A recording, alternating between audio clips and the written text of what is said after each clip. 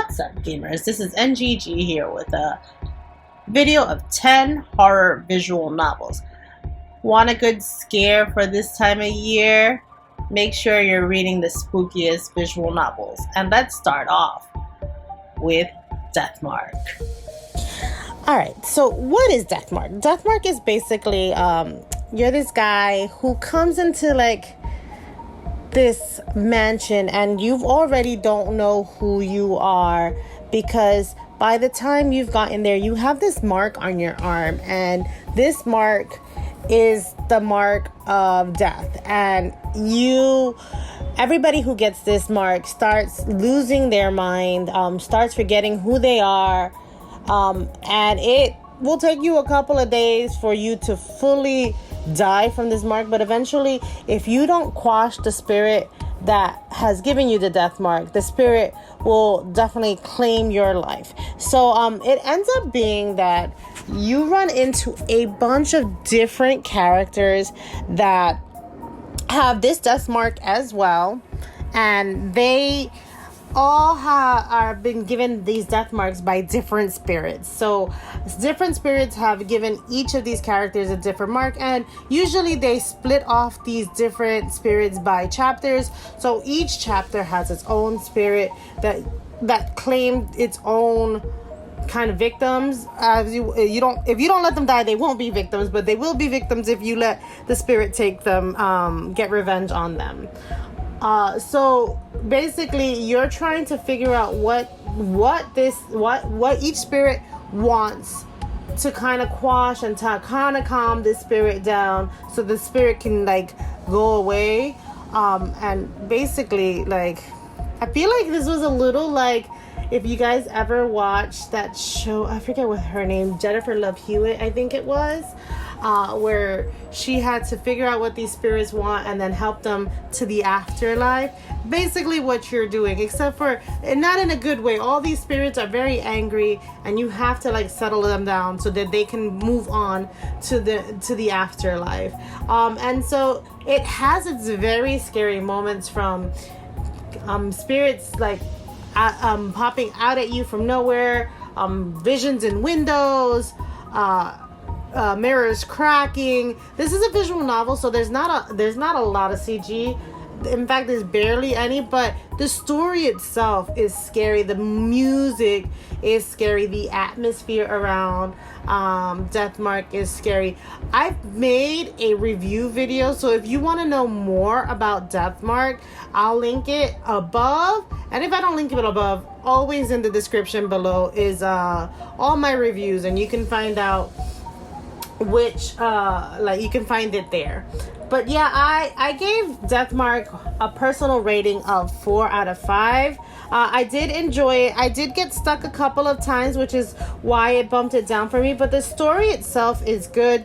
I really quite enjoyed it. I did have to look up some parts so that all my people wouldn't die, because you could easily kill off your characters to a vengeful spirit taking them, and then have to either redo that section or redo the boss battle themselves. So that was my review for Deathmark. Alright, the next one I wanted to talk about was a game called Inescapable. So the beginning starts off where you're this guy who's just on a bus with other people, and you see this couple walk in, and everything's fine. Your day is going off fine. You're going to meet up with somebody, and some smoke happens on the bus, and when you wake up in this shipping container with a lock. And once you're out of that shipping container with the lock, you find a bunch of other containers around you, all open like yours was when you came out. And then you find this one girl who's there, and she tells you that there are a bunch of people that escaped these shipping containers, and you guys all meet up at this little island resort type thing. And you don't know what you guys are doing there. You guys have all been taken away. And with that knowledge, you finally hear you all are given this phone, and all your phones ring at the same time. And then you have two people come on the line, and what is happening is that they tell you that you are taken away and that you have the possibility of winning $500,000. The only caveat to winning that $500,000 is you got to stay on the island for 6 months. And you don't get to leave if you don't want to participate.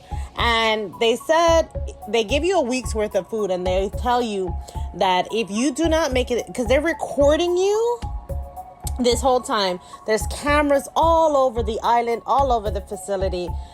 And they tell you that if you want off their island, you have to win off their island, and you have to make it entertaining, because they're recording, they're live streaming this to their audience.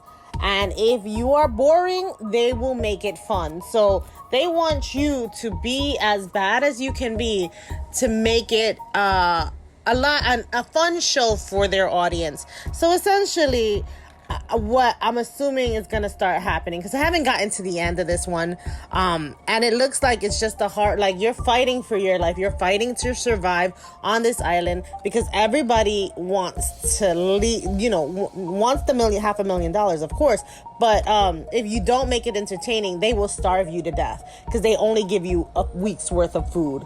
So now you have to be as brutal as you could. One of them even tell you, be as brutal as you want, because there are no rules on this island. The only rule that they give you on the island is don't touch the cameras, or else something worse is going to happen to you. They don't want you messing with their cameras. And so that's this one. So obviously there's going to be a lot of bad things happening to you. Everybody's trying to survive the island, and you don't want to starve to death. So you do want to do things so that you're not starving to death, and you're making it entertaining. And it definitely is a fight for your life situation. You are having to stay alive. I'm just in the beginning of this book right now, so I haven't gotten too far. There is voice acting, which I appreciate. All right, the next game I have for you is Spirit Hunter NG. Now, this is the second book in the Spirit Hunter franchise. So this would be volume 2. And in this one, you're not the same guy you were in Deathmark. You are a spirit hunter who is looking for his sister. So his sister has gone missing, and you got to kind of team up with all these characters to defeat all these spirits to get your sister back. I admittedly haven't started this one. Hopefully next Halloween season I will start this one. I might even play it before Deathmark 2 comes out. But yeah, so super excited about this one. Being as I did pretty much like Deathmark. And so I want to play this one. Obviously, I'm expecting more horrors in the same genre of Deathmark. It being, I don't know, because it's not Deathmark and Deathmark 2 is a specific sequel, if it plays the same or if it's going to play a little differently. I'm going to assume it plays the same and that Deathmark just follows the specific characters. Whereas this one gives you a whole new cast of characters that you haven't seen before. But yeah, I'm super excited about it. Yeah, I'm looking at the things. It says you're searching for clues with the flashlight. It sounds like the same. It sounds more of the same, just different characters and different things that gone wrong. But super excited to play this one as well. And I'm looking forward to getting to it before Deathmark. And I know this one is not available just yet, but it will be soon. And the one I want to talk about next is Deathmark 2, which is coming in February. So very, very soon it's coming.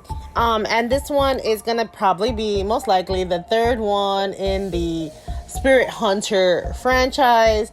And this one looks like a direct sequel to Deathmark. And I'm looking at the cover and it has this main protagonist is the same person. You have the doctor from the first one, Mo from the first one, the detective from the first one, and the idol from the first one. There are two other characters that I'm guessing are new to this story that are here, and I'm guessing, like I said, it's probably gonna be more of the same, because it sounded like in the end of the Deathmark 1 DLC, it sounded like you were gonna continue facing spirits with the detective, so I'm assuming that's what's going to happen in Deathmark 2, but I'm super looking forward to this game. Like I said, I beat Deathmark 1, was super, like, not expecting what happened in it, and now that I know the story, I kind of am super interested in it. So, yep, super excited about it, and can't wait for it to come out in February 2024. And so be on the lookout for Deathmark 2. Like I said, it's going to be the third in the Spirit Hunter franchise, a direct sequel to Deathmark 1. The next game I have for you is Doki Doki Literature Club. Now, in this story, it starts off as a very cutesy visual novel. It's supposed to be a man romancing these girls, a boy romancing these girls, these teenagers from this literature book club. You have your best friend Soya, and you have a couple of other characters in this book. And it's a literature club, so you're reading poems and you're trying to get to know these girls by using the poetry to help to get to know them. And things turn south. I don't, like, if I tell you what goes south, it would definitely be spoiling the heck out of this book.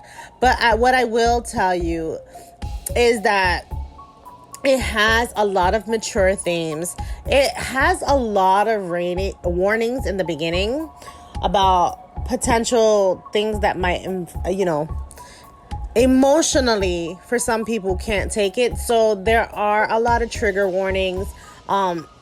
It's on this list for a reason. I don't want to tell you that reason because it definitely will spoil it. You play this one time and it'll spoil the rest of your gameplay experiences, because this game does expect you to go through the story more than once to find out different paths and different endings. But yeah, it's a pretty good visual novel. I have reviewed it, and if you want to check out the review, I will link it on the top or definitely on the bottom section where all my other reviews. Next game I want to talk about arrives soon on the Nintendo Switch. I'm going to butcher the first name. Virtue Evermore Error of Salvation. And this looks like it is in a horror Otome visual novel.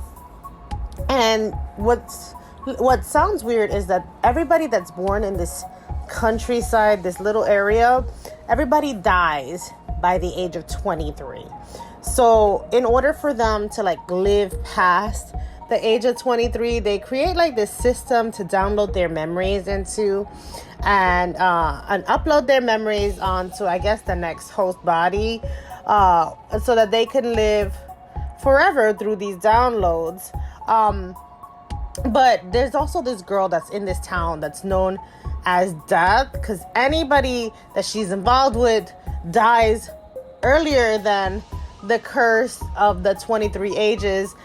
So anybody she loves just dies. And she really, at this point, wants to take herself out of the equation.